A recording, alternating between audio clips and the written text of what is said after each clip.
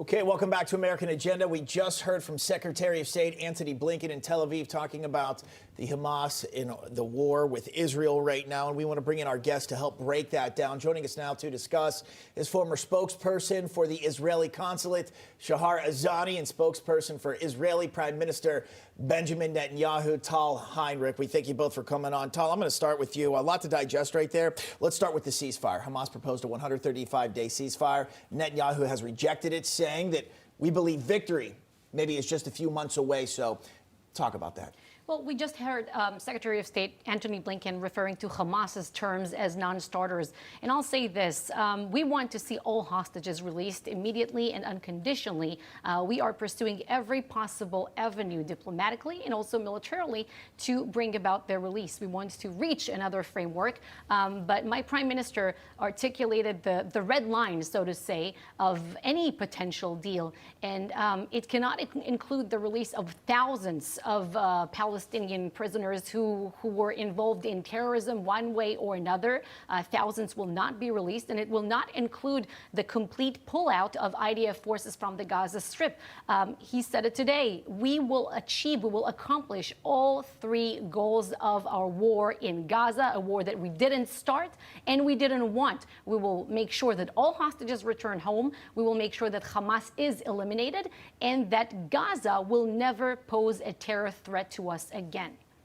Shahar, I want to get back to what Antony Blinken was saying there regarding Hamas's proposed truce. He said there are clearly non-starters there, but we also see space to pursue negotiations, and we believe we should pursue it. He also mentioned a potential path to a two-state solution with a Palestinian state living side by side with Israel. Your reaction to all of that? Well, I have to tell you that the mere mentioning of giving a prize to the Palestinians after the massacre of October 7th is at the very least puzzling, if not misguided. Right now, there is only one talking point that should be carried by everybody involved and anybody who might have any influence on what's happening.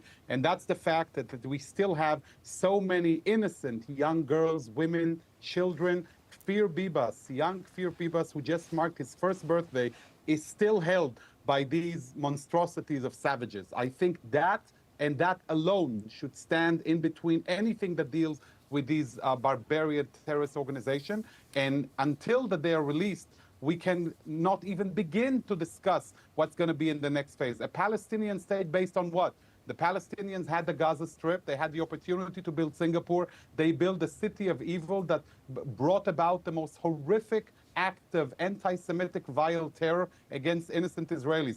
Now Israelis are expected to just open their arms again and allow the Palestinians a second try, just in case the first one wasn't as successful. I highly doubt that.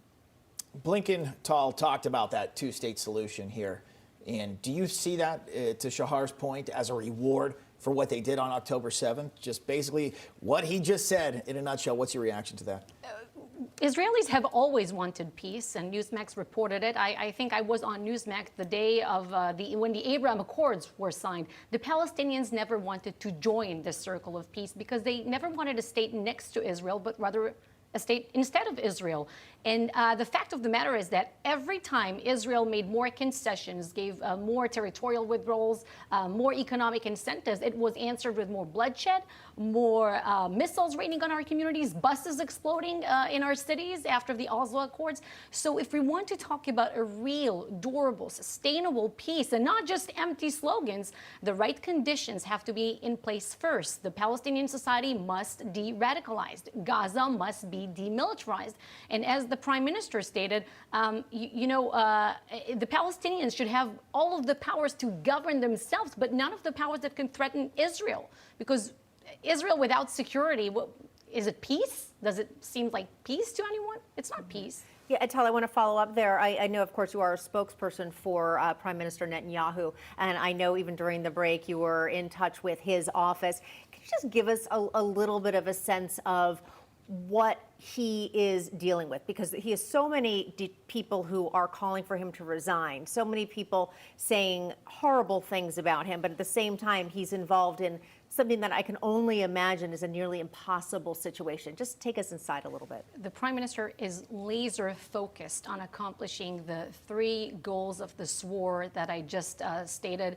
And he had very positive, good meetings with Secretary Blinken today. Of course, he's seeing the bigger picture all the time, but we're not dealing with internal politics right now because the country is united. I've never seen anything like that in Israel.